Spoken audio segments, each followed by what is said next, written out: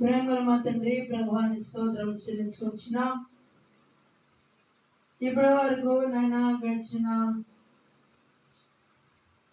పునరుద్ధానము దినము నుండి ఇప్పటి వరకు మీ కృపల మమ్మల్ని భద్రపరిచి ఇంతవరకు మమ్మల్ని కాపాడిన దేవాన్ని స్తోత్రం చెల్లించుకొచ్చిన పాటలోను సాక్ష్యంలోను వాక్య ప్రచుర భాగంలోను తోడేయండి నడిపించినందుకు మీ వందనాలు. వర్తమానంలోకి ప్రభావం మేము వెళ్ళవచ్చునులా మీ ఆత్మ సంచారము మా మధ్యలో ఉంచుము. ప్రతి చీకటి అంధకార క్రియలను మీ అధికారం గల నామములో బంధిస్తున్నాను నాయన. మీ మాటలో ఉన్న శక్తి వినిచిన అనేక మంది హృదయాలలో గొప్ప కార్యమును జరిగించమని క్రీస్తు నామమున ప్రార్థించి వేడుకొని అడుగుచున్నాను తండ్రి, ఆమేన్. మన ప్రభువును ప్రియరక్షకుడైన యేసుక్రీస్తు వారి మహాపరిశుద్ధ ఘనమైన నామంలో ఈ ఉదయకాలము ఆయన సముఖమందు కూడిన మీకు నా హృదయపూర్వకమైన వందనాలు తెలియజేస్తున్నాను.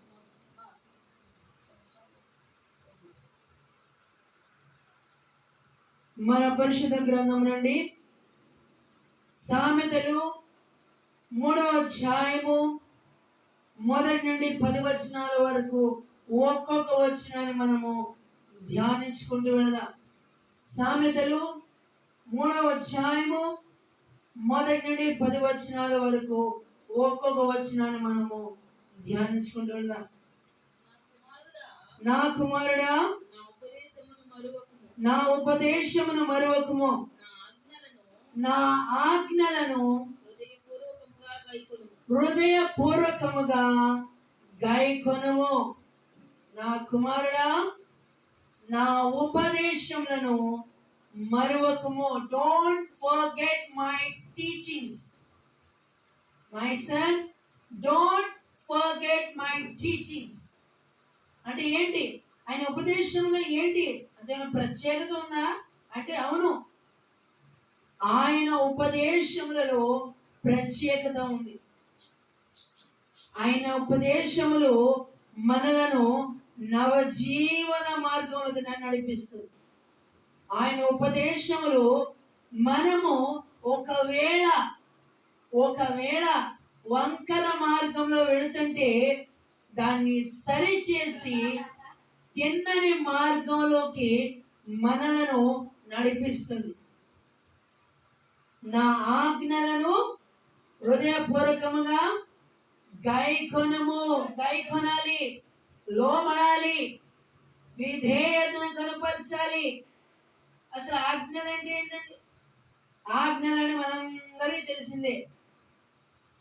దేవుడు సీనాయి పర్వతం మీద మోషేకు ఇచ్చిన 10 ఆజ్ఞలు. ఆ 10 ఆజ్ఞలు మనకి తెలుసు కదండి. 10 ఆజ్ఞలు తెలుసు కదా. ఆ 10 ఆజ్ఞలని హృదయపూర్వకముగా వాటికి మనము లోబడినప్పుడు, దానికి విధేయతను మనకు కనపరిచినప్పుడు, అప్పుడు తర్వాత ఏమైందో చూడండి.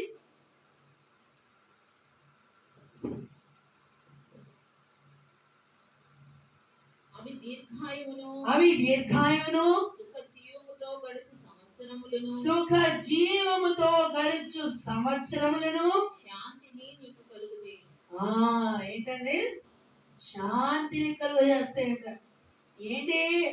ఎలా శాంతిని కలుగజేస్తాయి? ఆయన ఆజ్ఞలను మనము హృదయపూర్వకముగా మనం వాటిని గైకొన్నప్పుడు అవి మనకు దీర్ఘాయువును సుఖ జీవముతో గడుచు సంవత్సరములు శాంతిని మనకిస్తానన్నాడు. ఒకసారి యోహాను సువార్త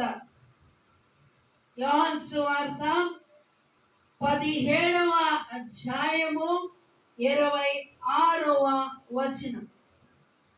యోహాను సువార్త 17:26.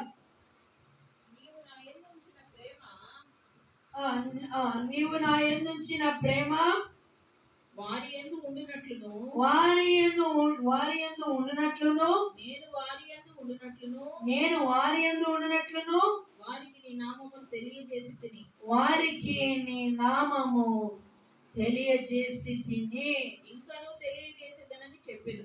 ఇంకను తెలియజేసేదనని చెప్పెను. ఏంటండి? ఆయన ప్రేమలో శాంతి ఉంటుంది. ఎంత మీకు మీ ఓపిక ఎంత సాగదీయాలన్నా అంత సాగ తీసుకోవచ్చు.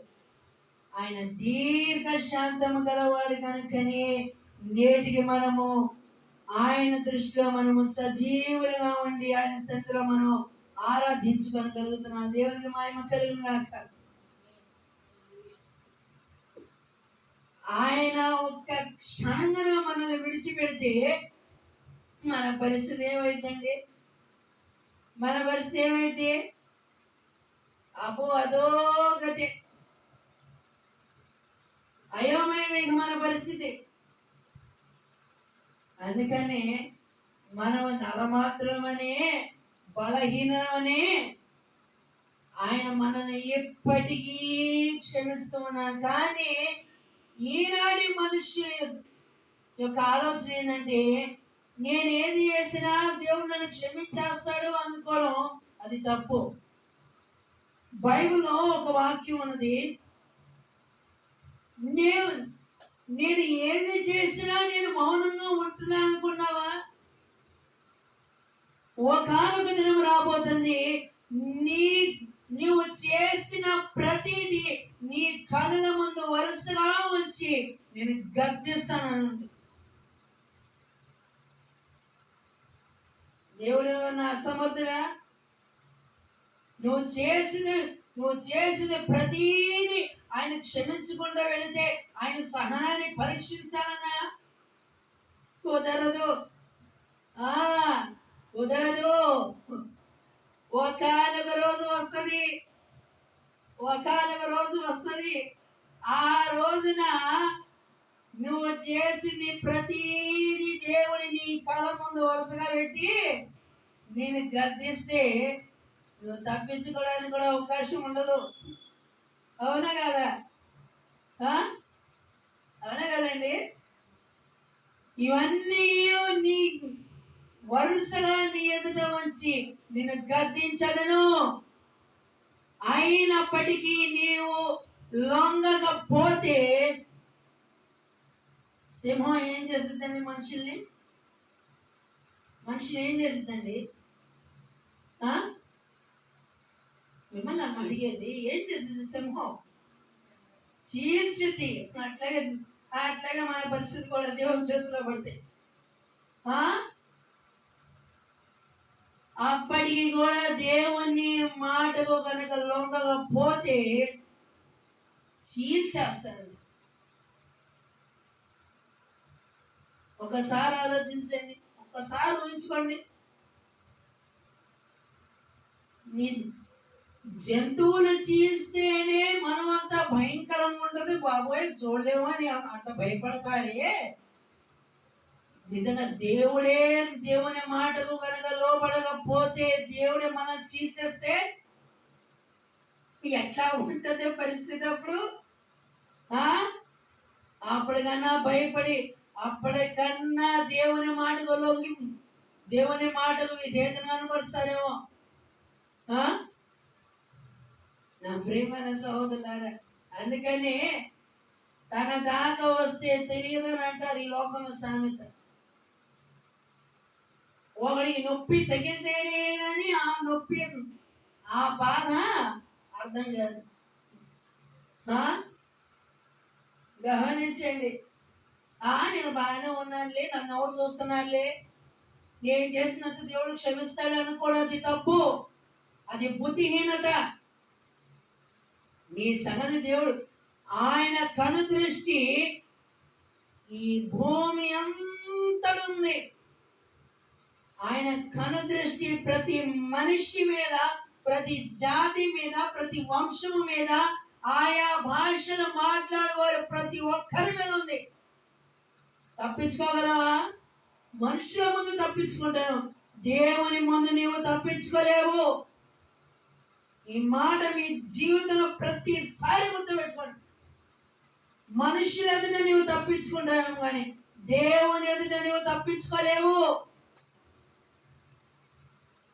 పోలీసుల చేతిలో ఇరుక్కుంటావు, తర్వాత ఎవడో ఒకడు బెయిల్ అప్లై చేసి నిన్ను విడిపిస్తారు. కానీ దేవుని చేతిలో ఒకసారి పడితే ఎవరు ఆయన చేతిలో నుండి ఎవరు విడిపించజాలడు. ఆమేన్. ఆయన చేతిలో పడితే ఎంత భయంకరంగా ఉంటుందో అది ఇప్పుడు అర్థం కాదు. ఆయన చేతిలో పడిట, దేవుని చేతిలో పడిట బావు ఆనందంగా ఉంటుందా? ఆనందంగా ఉంటుందా?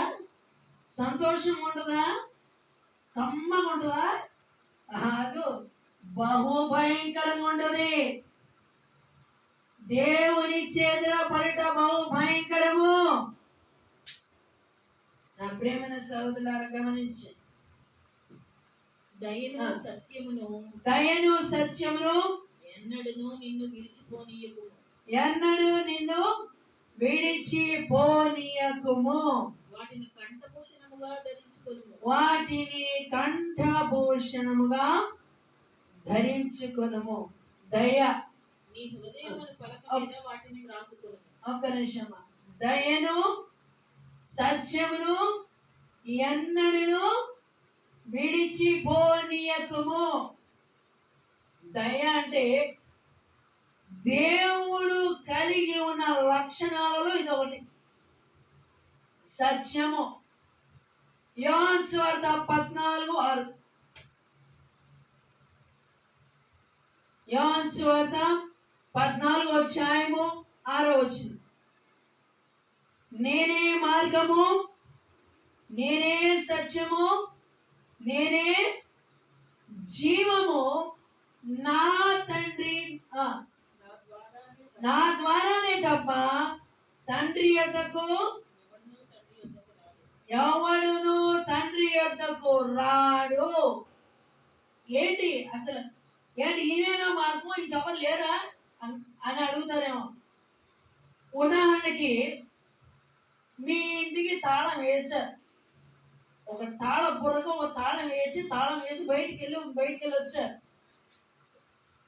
ఆ తాళం బుర్రకి సెట్ అయ్యే తాళం పెట్టి ఇంటి తాళం బుర్రని అన్లాక్ చేస్తారా? లేకపోతే వేరే తాళం పెట్టి వేరే కీ పెట్టి ఆ బుర్రని అన్లాక్ చేసి ఇంట్లోకి వెళ్తారా? వేరేది పెడితే ఓపెన్ అవ్వదు. ఏ కీ పెట్టి మీరు తాళం బుర్రని లాక్ చేశారో అదే తాళం పెట్టి ఆ తాళం బుర్రని అన్లాక్ చేస్తేనే కానీ అప్పుడు మీరు ఇంట్లో వెళ్ళరు. అదే ఈ మాటలో ఉన్న సారాంశం. ఆయనే మార్గము, ఆయనే సత్యము, ఆయనే జీవము. ఆయన మార్గాన్ని చూపించేవారు, ఆయన సత్యంలో పలికారు, ఆయన జీవముతో నింపబడ్డాడు కనుకనే జీవాత్మ వీళ్ళకి రము అని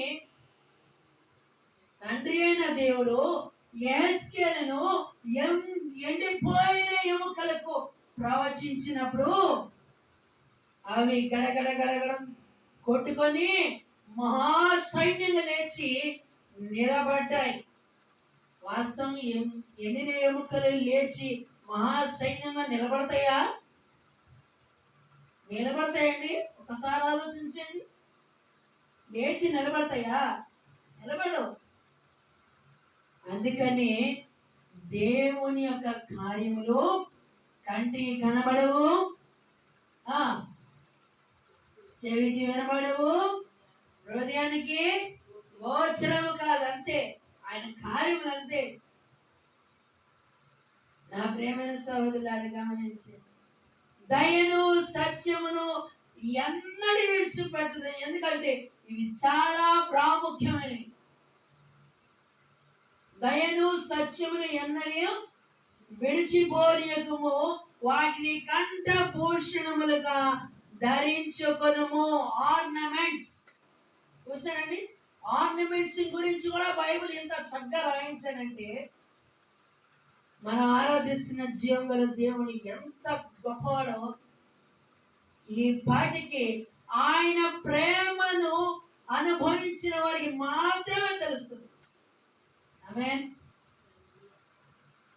వాటిని కంఠభూషణములుగా ధరించుకోనమంటే దేవుడు కలిగి ఉన్న దైవ లక్షణాలలో ఒక్కొక్కటి అది ముత్యములతో సమానం. ప్రేమ అనేది ఒక ముత్యం. అట్లా కొన్ని ముత్యాల యొక్క కలయికను కంఠభూషణాలు అంటారు. కంఠభూషణం అంటారు. అర్థమైందండి? అంటే ఒక ఆర్నమెంట్. నా ప్రేమైన సహోదరులారా, ఈ రోజుల్లో వాస్తవం చెప్పాలంటే ఆడపిల్లలకి చైన్లు నెక్లెస్లు పెట్టుకుంటారు. అది వాడికి గ్యారంటీ లేదు.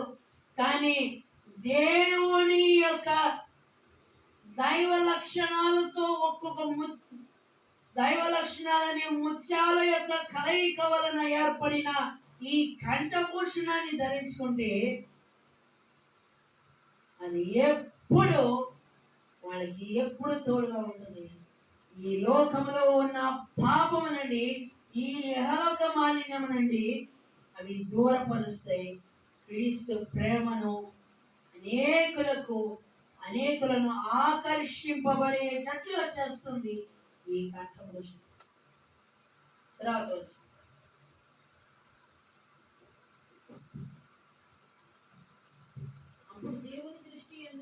అప్పుడు దేవుని దృష్టి ఎందును మానవుల దృష్టి ఎందును నీవు దయనుంది మంచివాడు అనిపించుకొందువు. లూకా సువార్త 2వ అధ్యాయము 51, 52.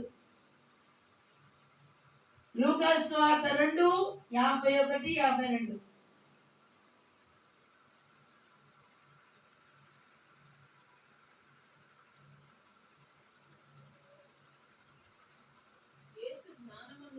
యేసు జ్ఞానమందును వయస్సునందును దేవుని దయందును మనుషుల దయందును వర్ధిల్లుచున్నారు.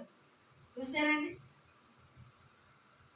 అంటే ఇటు దేవుని వైపు అంటే ఆత్మ సంబంధంగా, ఇటు శరీర సంబంధంగా. అవును కదా? దేవుని యందు దేవుని దయందును మనుష్యుల దయందును వర్ధిల్లుతూ ఉన్నాడు.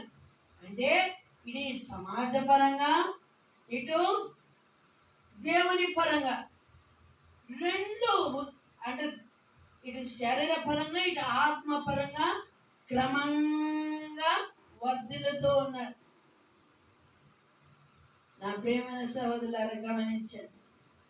ఈ రోజున దేవుని యొక్క దైవ లక్షణములనే ముత్యముల యొక్క కలయిక వలన ఏర్పరచబడిన ఈ కంఠభూషణాన్ని మనము ధరించుకున్నప్పుడు దేవుని భయము, ఆయన యొక్క స్వారూప్యము మనము కలిగి ఉంటాం. తర్వాత నీ స్వబుద్ధిని ఆధారము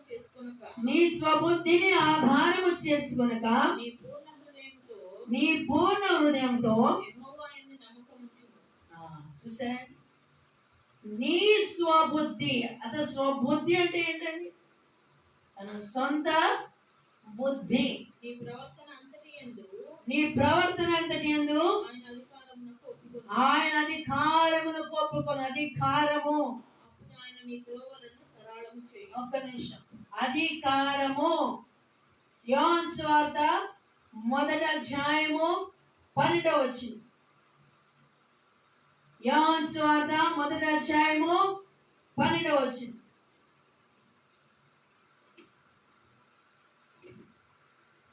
తన యంత్రాన్ని అంగీకరించిదిరో వారికందరికి అనగా తన నామమందు విశ్వాసం ఉంచు వారందరికీ దేవుని పిల్లలగుటకు దేవుని పిల్లలగుటకు ఆయన అధికారం ఆయన అధికారం ఇచ్చెను. చూసారండి, మనం ఆయన విశ్వసించాలి. ఆయన విశ్వసించి ఆయన ఇచ్చిన వాగ్దానాలు మనం నమ్మినప్పుడే ఆయన పిల్లలగుటకు ఆయన మనకు అధికారము అనుగ్రహించే దేవుడు. బా, ఎంత గొప్ప భాగ్యం అండి. అందుకని అధికారులైన, దేవదూతలైన, వస్త్రహీనులైన, ఉపద్రవమైన, అనుక్షణము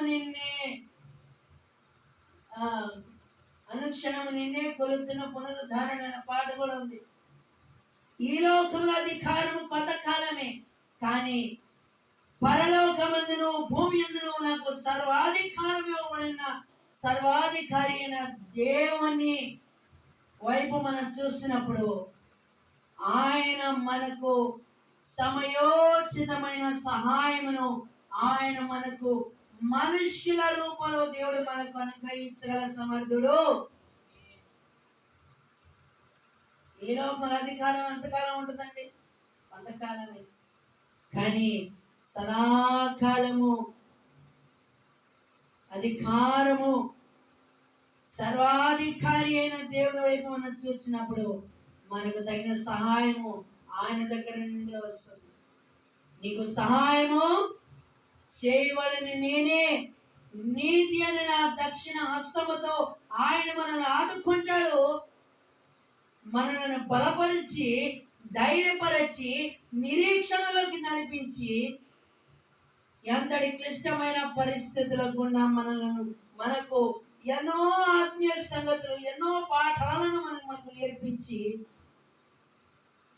ఎన్ని శ్రమలు వచ్చినా, నిందలు వచ్చినా, అవమానం వచ్చినా దేవుని కొరకు గట్టిగా స్థిరంగా నిలబడే ధైర్యవంతులుగా, శక్తివంతులుగా, అపవాదిని ఎదిరించగలిగే బలవంతులుగా మనలను నిలబెట్టగల సమర్థుడైన దేవుని వైపు చూసినప్పుడు మనం ఊహించలేము. ఆయన కార్యములు మన కనులారా చూస్తుండగా మన చుట్టుప్రక్కల ఉన్న మన పరిస్థితులన్నీ దేవుడు చక్కటి మనకు అనుకూలమైన పరిస్థితులు దేవుడు ఏర్పరచగల సమర్థుడు.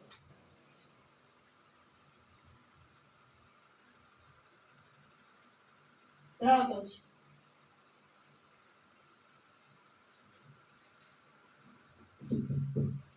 నేను జ్ఞానిని కదా అని నీవు అనుకొనవద్దు. నేను జ్ఞానిని కదా నీవు అనుకొనవద్దు. యెహోవా యందు భయభక్తులు కలిగి, యెహోవా యందు భయభక్తులు కలిగి చెడుతనము విడిచిపెట్టుము. చెడుతనము విడిచిపెట్టుము. బైబిల్లో చెడుతనమును విడిచిపెట్టి నీతిమంతులుగా ఒక వ్యక్తి జీవించాడు. ఆ వ్యక్తి పేరేంటి చెప్పండి, ముగించుకుందాం. ఎక్సలెంట్. అప్పుడు నీ దేహమునకు ఆరోగ్యమును, అప్పుడు నీ దేహమునకు ఆరోగ్యమును, నీ ఎముకలకు సత్తువయు కలుగును. నీ ఎముకలకు సత్తువయు కలుగును. చూసారండి, మనం ఆయన మీద భయభక్తులు మనం కలిగి ఉన్నప్పుడు, ఆయన మీద ఆనుకున్నప్పుడు, ఆయన మీద మన నిరీక్షణ ఉంచినప్పుడు, ఆయన మీద మనం ఆయన దగ్గర మనం వెళ్ళి మనం ఆశ్రయించినప్పుడు మన శరీరానికి ఆరోగ్యము, ఎముకలకు మంచి బలాన్ని ఇచ్చేది. అందుకని యెహోవా కొరకు ఎదురు చూచేవారు నూతన బలము పొందుదురు. ఈ ఉదయకాలము ఎవరు ఎటువంటి అనారోగ్య పరిస్థితిలో ఉన్న, సంవత్సరాల తరబడి ఎముకల వ్యాధితో బాధపడుతున్న వాళ్ళు ఎవరైనా సరే, ఈ ఉదయకాలము మీరు ఎక్కడ ఏ స్థలంలో ఉండి వర్తమానం విన్నా నాకు తెలియదు, కానీ పరిశుద్ధాత్మ దేవుడు ఈ ఉదయకాలము నీవు ఏ స్థితిలో ఉన్నా, ఎంతటి అనారోగ్యమైన స్థితిలో ఉన్నా ఆయనను ఆశ్రయించి చూడు. నీ దేహానికి ఆరోగ్యము, నీ ఎముకలకు సత్తువనిచ్చే దేవుడు కనుక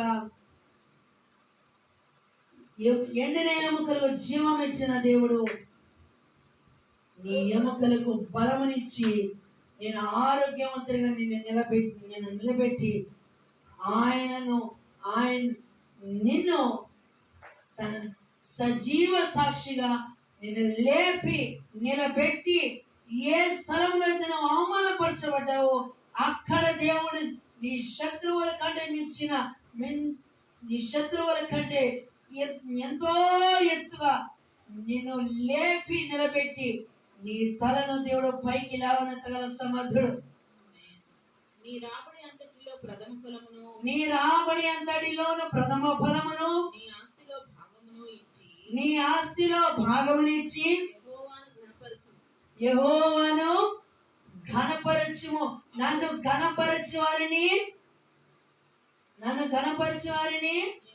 నేను ఘనపరుస్తాను. అదేనండి. అప్పుడు నీ కొట్టలో ధాన్యము సమృద్ధిగా ఉండును. అప్పుడు నీ కొట్లలో ధాన్యము సమృద్ధిగా ఉండును. నీ గానుగలలో నుండి నీ గానుగలలో నుండి కొత్త ద్రాక్షారసము పైకి పొరలిపోదు. చూశారండి, నా గిన్నె నుండి పొర్లుచున్నదన్నాడు దావీదు మహారాజు 23వ దావీదు కీర్తనలో.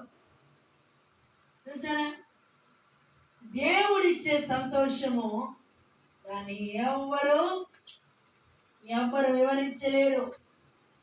No one can explain such a happiness which was given by the Lord. దేవుడిచ్చే సంతోషాన్ని ఎవ్వరు వివరించలేరు. హ్యాపీ అంటే ఆనందం, ఏదో మనుషులు నవ్వితే నవ్వుతాం. కానీ జాయ్ అంటే మన చుట్టుప్రక్కల ఎంతటి క్లిష్టమైన పరిస్థితిలో ఉన్నా దేవుడు మన హృదయంలో ఉన్నప్పుడు మనం ఎప్పుడూ మన ముఖాల్లో ఆనందముతోనే ఉంటుంది. ఆమేన్. కనుక ఈ వర్తమానము విన్న ప్రియ సహోదరుడా సహోదరి, దుఃఖంతో ఉన్నావా? దుఃఖంతో ఇంకా నీ దినములు గడుపుతూ ఉన్నావా? జీవాధిపతి అయిన దేవుడు వైపు చూడు. నీ కన్నిటిని ఆయన ఆనందనాట్యంగా మార్చే దేవుడు.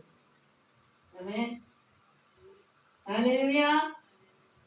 నీ కన్నిటిని ఆయన చూశాడు. నిందించని, అవమానపరచని. ఏ మనుషులు నిన్ను నిందించారో అవమానపరిచారో వారి కనులు ఎదుటనే దేవుడు నిన్ను లేపి నిలబెట్టబోతున్నాడు. నీ స్థితిని చూసి నమ్మిన వాళ్ళే నిన్ను బాగు చేసి వారి కనులు ఎదుట నిలబెట్టినప్పుడు వారి సిగ్గుతో తల వంచి ఒక దినం రాబోతుంది. ఆమేన్. ఇప్పుడు నిన్ను చూసి నవ్వచ్చు, తర్వాత వారు ఒక దినమున సిగ్గుతో తల వంచి ఒక దినము రాబోతుంది. నా పరిస్థితి ఇంతే అని దిగులు పడుతున్నావా? ఏం పర్వాలేదు. నీ పరిస్థితి ఆయన చేతిలో పెట్టాలి. కానీ నీ జీవితంలో దుఃఖముతో ఉన్న నీ ముఖము ఆయన నోటి నిండా నవ్వుతో నింపి నీ జీవితంలో ఊహించని గొప్ప కార్యము జరిగించగల సమర్థుడు. ఆమేన్. ఎండిన ఎముకలు జీవం ఇచ్చింది ఎవరు? నాకు అసాధ్యమైనది ఏదైనా కలదాని అని సెలవిచ్చింది ఎవరు? మనం ఆరాధిస్తున్న జీవంగల దేవుడు కాదా? అంటే ప్రతికూలమైన పరిస్థితులు ఆయన చేతులకు అప్పగించినప్పుడు ఆయన చూసుకుంటాడు. He will take care of it. కాబట్టి మన జీవితంలో మనము ప్రభువునందు ఆనందించాలి. కానీ మరి దేని విషయంలో ఆనందించాల్సిన అవసరం. కనుక ఈ కొద్ది మాటలు దేవుడు మనందరి వెనుకడిలో దీవించిన గాక. దయచేసి స్థలం ఉంచండి, ప్రార్థన చేసుకోండి. ప్రేమల మా తండ్రి, ప్రభువాని స్తోత్రం చెల్లించుకొంచున్నాం. ఈ ఉదయ కాలము ఎవరు ఎటువంటి పరిస్థితిలో ఈ వర్తమానం ఆలకించి ఉన్నారో అటువంటి వారి శరీరంలో వారి జీవితాల్లో మీ జీవాత్మ వారిలోకి పంపమని రోజు రోజు శరీరము క్షీణించిపోతున్న సమయంలో ఇంకా లేవలేను, నేను పడిపోయి ఉన్నానన్న పరిస్థితిలో ఎవరైతే ఉన్నారో అటు వారిని దర్శించము, వారి స్థితిని మార్చము, వారిని మీ దీవెనలతో నింపము. వారి చేసిన ప్రతి కష్టార్జితంలో మీ ఆశీర్వాదము వారి కనులారా చూచినట్లుగా వారి గృహంలో ప్రతి విధమైన శాపమును కొట్టివేసి ప్రతి విధమైన కొరతకు ప్రతిగా నూరంతల దీవెనతో నింపమని క్రీస్తునామమున ప్రార్థించి వేడుకొని అడుగుచున్నాం తండ్రి. ఆమేన్.